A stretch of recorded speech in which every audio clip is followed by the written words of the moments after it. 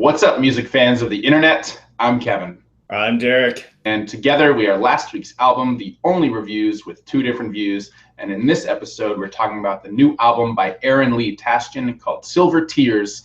And we're exploring the big question, does Aaron Lee Tasjan make you cry silver tears of sorrow or joy? Cheers, Derek, and everyone at home. Cheers, Kevin, and everyone at home. A little background on Aaron Lee Tasjan. He is a guitarist and singer-songwriter. Born and raised just outside of Columbus, Ohio. These days he resides in East Nashville. This is his second solo album after last year's In the Blazes. So let's talk about what it sounds like. Derek, what do you think? Kevin, on Silver Tears, I think Aaron Lee Tasjan sounds like Sturgill Simpson, Jonny Fritz, Todd Snider, Carll, Father John Misty, Fleet Foxes, Bob Dylan, The Band, Willy Nilsson, Wylie Hubbard, Tom Petty and the Heartbreakers, Ryan Adams, Bryan Adams, and I think that's it. Wow. I'll agree with some of those. I think it sounds like Harry Nilsson, Tom Petty, Bob Seger, and Father John Misty jam out together while their guitars gently weep. Yeah, there are definitely a lot of Beatles things, I kind of picked up on, but unfortunately they didn't make my not nearly exhaustive list. You had to cut it off somewhere. I know. I kept it domestic, I think. Right on. All right, well, let's jump into some highlights from the album. What do you have first?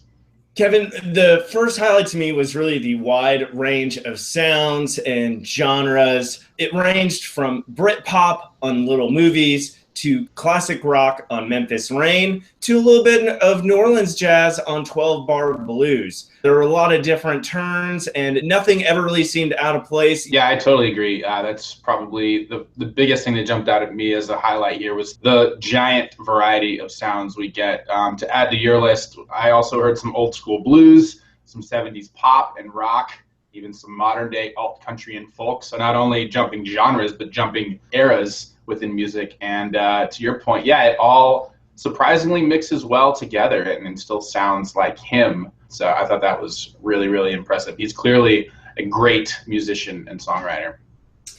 Well, it's funny you mention being a great songwriter because strong lyrics was my next highlight. There were some really interesting character studies. There were tales of lost love. On Little Movies, I thought he portrayed that in a pretty interesting light. And then there were jokes about singing Hootie and the Blowfish songs at karaoke night on 12 Bar Blues. That one really struck me as a Todd Snider-esque song, especially in the spoken word delivery at times, and it is hilarious. I absolutely agree. I think his lyrics are right up there with his musicianship. I thought it was really interesting how he danced the line between clever and very poignant. We get songs like Hard Life and 12 Bar Blues, which lean themselves a little bit more towards the clever side. And then you get the more poignant stuff, to your point, Derek, Little Movies, also Refugee Blues. And then he's able to do both at the same time, which I think is incredibly impressive. On Ready to Die, Till the Time Goes Dark, and On Your Side, he can put in some clever lyrics, but it's still a very heartfelt, heart-wrenching overall vibe. I thought there was one line in particular that really illustrated that dichotomy. Dancing around the subject of censorship in schools, he says, now talk about Board of Education. The double entendre there was fantastic. Yeah, that one was great. It caught my ear as well. All right, those are some good highlights. Did you have any lowlights, Derek?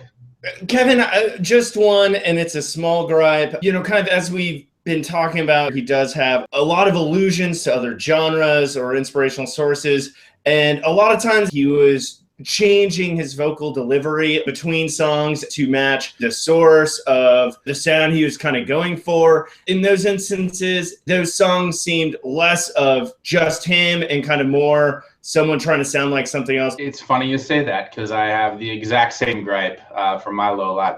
I felt like it feels a little too derivative of his influences at time. I cannot listen to Hard Life without hearing Harry Nilsson's Coconut, and I can't listen to 12 Bar Blues without hearing both Arlo Guthrie and Todd Snider, like you mentioned, Derek. So whether it's the song or his vocal delivery, kind of depends.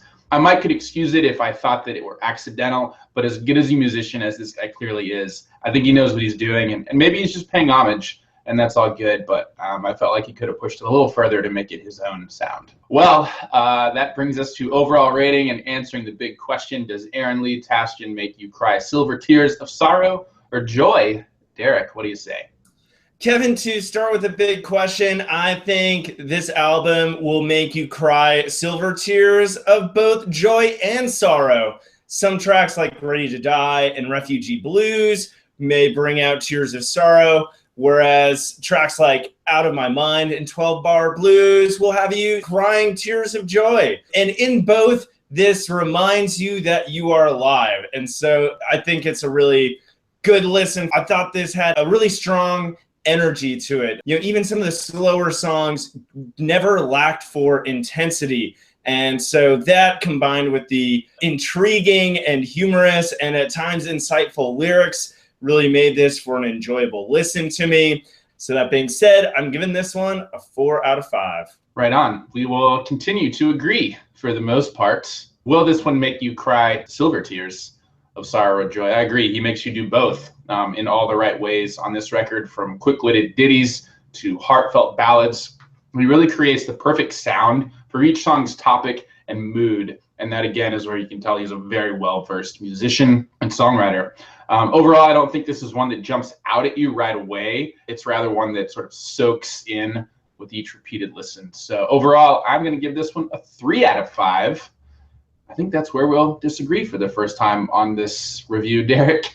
So that makes it combined a score of 7 out of 10, which means you should definitely check out Silver Tears by Aaron Lee Tasjan, and let us know what you think of the album. We would love to hear it.